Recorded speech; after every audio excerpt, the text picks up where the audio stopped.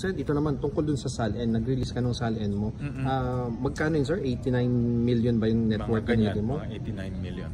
So parang nung comparing to 2024, mas maliit ba yung net worth mo ngayong taon na to? Konting movement lang naman yung aking assets because nung naging public servant ako, wala naman masyadong personal activity.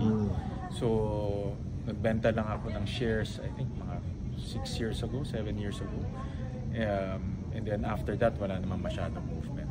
How important na yung other members ng Congress and Senate maglabas na rin gaya ninyo? Well, ang context kasi natin ngayon, yung tiwala sa public servants, tiwala sa mga politiko.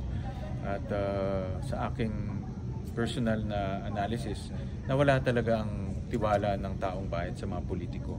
So, one way of bringing it back, yung tiwala ng taong bayan, ilabas natin yung ating SALN.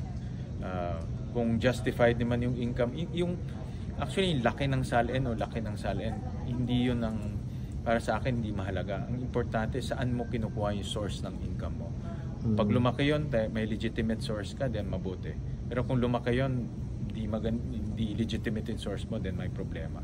So, ang importante dito, yung source ng income mo. Sir, last na lang yung bali calendar na lang ng